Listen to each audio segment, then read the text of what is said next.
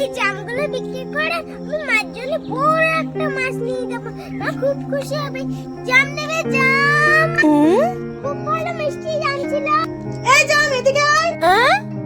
হ্যাঁ দাদি আসছি।